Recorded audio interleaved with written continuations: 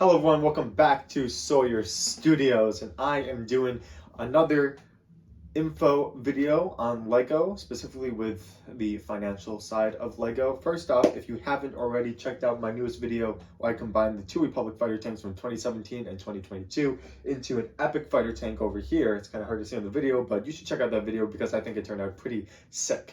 Anyway, continuing on, I'm going to be talking about how to deal with Lego sellers. There's a lot of variety of people out there that love to sell Lego, and each of them have their own different amount of experience, and I think that it is important to know some ground rules when it comes to talking with people, bargaining with people, interacting with people who are selling Lego and people who you want to buy from, because there are some good people out there and there's some not so merited people out there. So I think as just a general rule of thumb, when it comes to wanting to purchase a Lego set, this could be on eBay, this could be at a garage sale, it could be on Facebook Marketplace, could be on Craigslist, could be anywhere, it doesn't matter. When you want to purchase a Lego set, always go on BRICKLINK. If you're new to Lego, if you're new to buying Lego, if you're new to the whole Lego idea and stuff, you need to know what BRICKLINK is. BRICKLINK is your friend when it comes to buying Lego, because it will tell you on BRICKLINK what price the set is going for. You can even cross-reference it with the past couple years of what is the average this set has gone for new, used, in different conditions. It's great. BRICKLINK is also a great resource in which you can find sets for sale. You can specify, like, for your country. So if you're in America, you want to buy in America, then you can specify show me only results in America, but they will show you results all around the world: Singapore, Russia, China, France, Germany, etc. BRICKLINK is your friend. So if you see a Lego set being sold online, to know if someone is trying to get some more money on you or maybe undersell it, just get rid of it. BRICKLINK is a great average price to see where should I be paying for this set right now, and what's the wiggle room that I can see of being able to get the price lower. Let me just say a quick note on scammers. Scammers will do everything that they can to get any sort of money with any sort of bargain without actually meeting you. And so a lot of times scammers happen over like email or some other obscure messaging system. They will promise these sets and the pictures will usually be off, and most of the time they won't have a lot of pictures. That's one tell sign. It's not a foolproof one, but a lot of times they have minimal pictures. I think you should all just remember this rule, and the rule is if a deal is too good to be true, then it probably is too good to be true, because it's Lego. Now this doesn't apply to all the time. I have landed some really good Lego deals with they were just absolutely amazing. I got the UCS Death Star 2 set for only $300 used. That was a great steal. And I just, sometimes it happens, but that rarely ever happens ever. And I have had my fill of scammers, and I know their ways. A lot of times they will try to push you to buy, but they do it very cleverly. They always are like out of state. Like if you say like you're nearby, you can meet in person, they'll usually stop talking to you instantly, and that's sort of a key sign that, like, okay, they were probably trying to scam me, because now they're no longer in communication because they don't want to meet in person. So just be really wary of scammers and just really check the descriptions, check the reviews, check everything before you buy Lego. This is the mindset in which a person who is buying Lego needs to be in. You need to believe that you are in control. Because when you, the buyer, go into a deal with the Lego seller, instantly the seller has one thing up on you. And the seller, and that thing is the seller knows that they have something that you want. And because of that, they think that they can wrap you around their finger and make you do whatever they want you to do. But the reality is that if you're not aware that the seller knows this, you could be extremely vulnerable. So you need to go into the situation, understand that you are in control. Although they have something that you want, you have the money, and you are the consumer, and you're the person who's going to decide whether or not this deal is going to go down. Do not let them be manipulative to you. There are two types of sellers. Well, I guess there's two types. There are inexperienced sellers and experienced sellers. If inexperienced sellers can go both ways, they can overcharge a set, and if you let them know, like, hey, this set is overpriced, and you explain to them why, most of the time they'll be like, okay, yeah, I can bump it down to that price. That seems fair.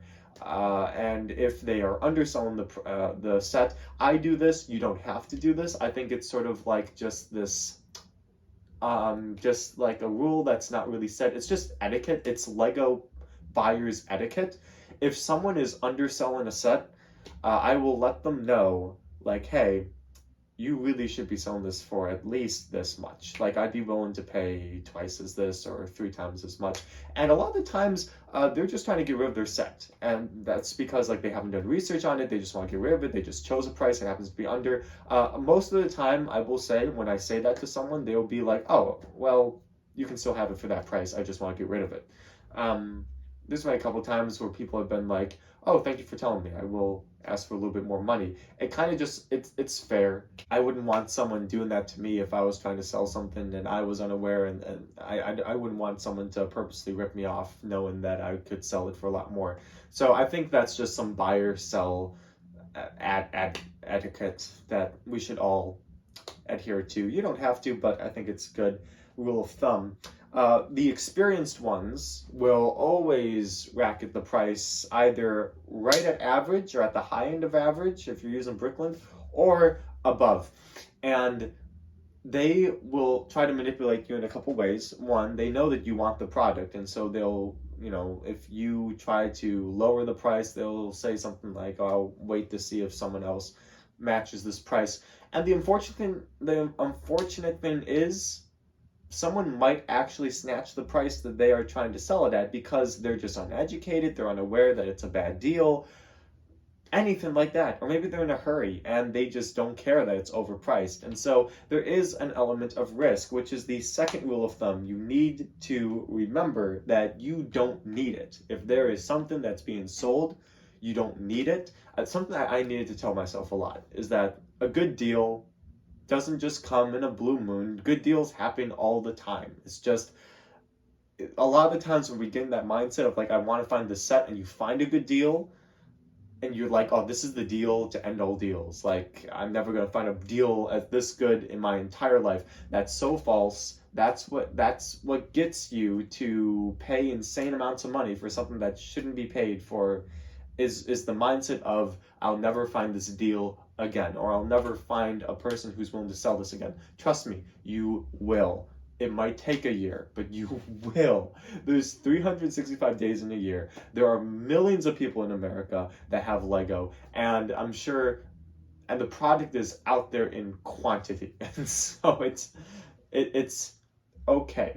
The deals will not just magically go away. There will be good deals again in the future, I promise you. So you need to go into this mindset, you need to go into this scenario with the mindset of, I don't need this. It would be nice if I walk away with it, if this deal happens, but I do not need it. And if you go into that deal with that mindset, you will not make any rash decisions. You will not make any last minute changes. One thing, I think like 50% of the time when people are trying to sell something, or buy something, they will, if you're the seller, they'll at the last second try to get you to pay a little bit extra. If they're the buyer, they'll try to get you to sell it for a little bit less. If that happens, best tactic is just don't even say anything, just turn around, walk away, start to get in your car, because most of the time they'll say, it's fine, we'll just stick with the original deal. So if someone's trying to lowball you or highball you or whatever, at the day of the deal, at the day of the meeting, then just walk away, and they'll most likely just say wait and do the deal. So that's the best play. As far as when it comes to dealing with people, it's so hard when it comes to virtual, and I hate it. If this person is in like another state and you're in a different state, try to encourage them, like, could we set up a Zoom meeting or something where it's visual and it's very hard to deep fake something like that, just to know the authenticity. Another way is to find other ways of reassurance, like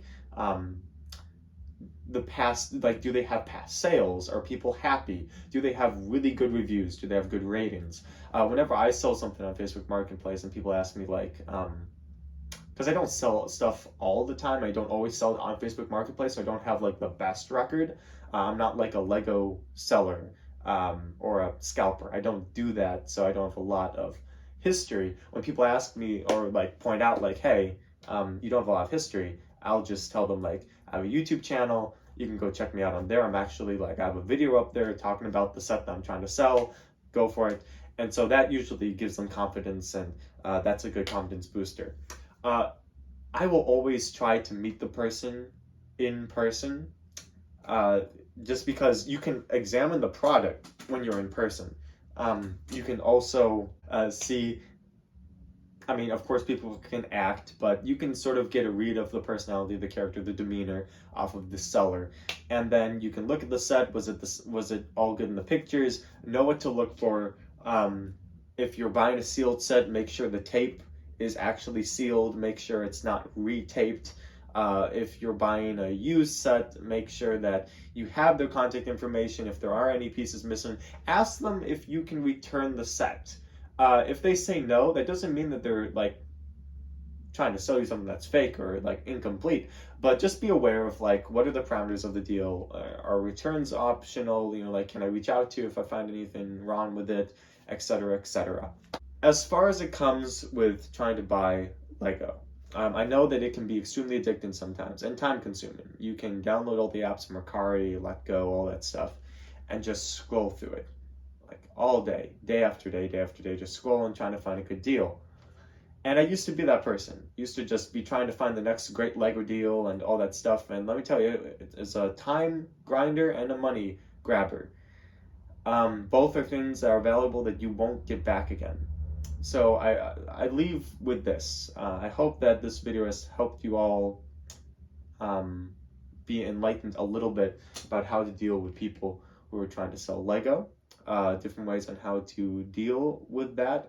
Good resources like BRICKLINK to see if their deal is fair, and just to know that dealers will try to have this sense of urgency in the air so that you make rash decisions. You do not want to make rash decisions. You want to be able to think about it. And if the dealer says, this is it, you know, like it's deal or no deal, always go no deal. And most of the time, they will break. Call their bluff. Just call their bluff. At the end of the day, this takes a lot of time and money. And so really evaluate, is it worth it? Because I got to a point where I was using so much time into this, I'm pouring so much time into it, I could have been doing better, more productive things with my life. And so that needs to be something that you're aware of. Don't let this consume you. Don't let this become an addiction. And I talk about this a lot on my channel, but just be aware. Just be cognizant of it. It's very important because this should be fun. This shouldn't be mandatory. This shouldn't be an addiction. This shouldn't be something that you're feeding into something that you can't stop, because that's when it becomes unhealthy. That's when it becomes not okay. So there we are. Thank you for watching this video. Like, comment, and subscribe. Watch some other videos on Story Studios while you're at it. I have some other videos like a beginner's guide to buying Lego. I have some other videos on why certain Lego sets go up in price and why others don't. Some other videos like buy, hold, and sell. We talk about retired sets, which sets would be good to buy and sell later, or which sets would be best to just wait on. Lots of good stuff on the channel. So thank you for watching. This is Story Studios, and I hope you all have a fantastic day. Peace out.